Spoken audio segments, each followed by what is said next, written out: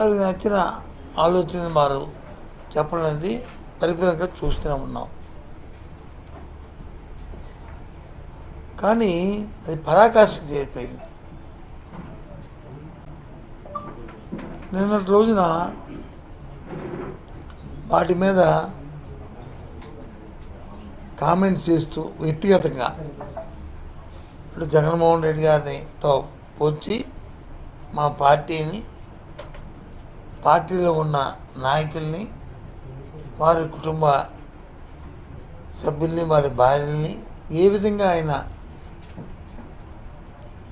దూషించారో, ఏ విధంగా ఆయన అభిప్రాయాన్ని వ్యక్తపరిచారో ఈ సభ్య సమాజంలో మన సాంప్రదాయాల్లో, మన కుటుంబ సాంప్రదాయాల్లో ఆ వ్యాఖ్యల్ని ఏ ఒక్కరైనా అంగీకరిస్తారా అని మాటగా నేను ప్రశ్నిస్తున్నాను. ముందుగా నేను తీవ్రంగా ఖండిస్తున్నాను. ఈ నేపథ్యంలో మా నాయకులు, మా పార్టీలో ఉన్న మాజీ మంత్రులు, ఎన్నుకోబడిన శాసనసభ్యులు, శాసనమండలి సభ్యులు, వారితో పాటు క్రియాశీల కార్యకర్తలు ఇవాళ హైదరాబాద్లో ఆ ఆఫీస్ ముందు వారు దీన్ని మీద క్షమాపణ చెప్పాలి, ఉపసంహరించుకోవాలి, మళ్ళీ పునరావృతం కాకూడదని వాళ్ళు ధర్నా చేస్తే ప్రజాస్వామ్యం సిగ్గుపడేటట్లు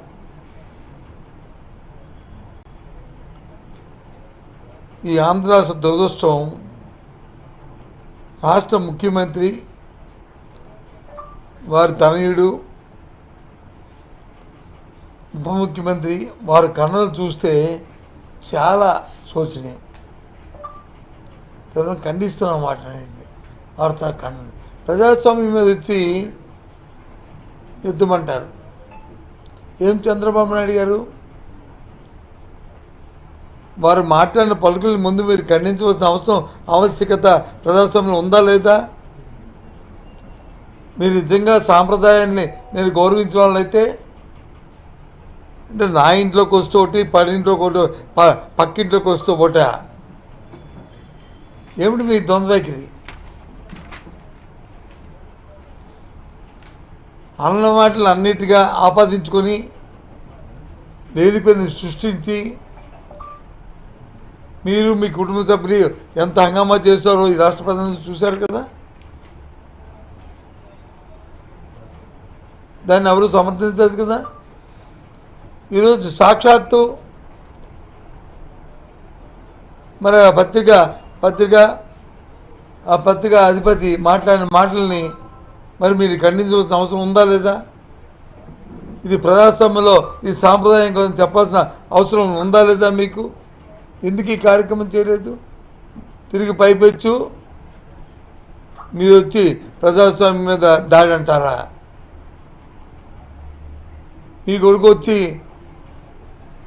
మా ఇంటికి ఎంత దూరం, మీ ఇంటికి ఎంత దూరం అని చెప్పి అని బెదిరిస్తారా? ఏంటిది? మీ ఉప ముఖ్యమంత్రి వచ్చి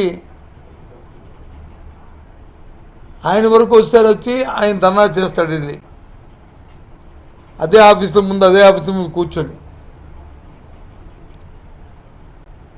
ఇప్పుడు వచ్చి దాన్ని ఖండించవలసిన అవసరం లేకుండా తిరిగి ఇవాళ చేయడం తప్పునే అంటాడు. ఏంటిది? ఎక్కడికి వెళ్ళిపోతుంది ప్రజాస్వామ్యం? ఎక్కడికి వెళ్తుంది ఈ పత్రికా స్వేచ్ఛ? భార్యలకి మరి తోడబుట్టిన చెల్లికి మరి లేదా వ్యత్యాసం? ఏం మాటలు? అదే ఉపమానం. ఎన్నో ఉపమానాలు ఉన్నాయి చెప్పడానికి, కానీ ఇదా? ఇది న్యాయమా? తిరిగి పైపెచ్చు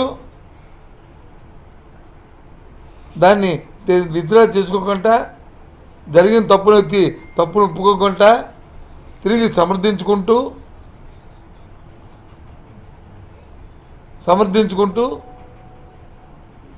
ఈ సోకాల్డ్ ఈ రాష్ట్ర ముఖ్యమంత్రి తనయుడు ఉప ముఖ్యమంత్రి వాళ్ళు వచ్చే ఖండనలా ఎక్కడ ఏంటిది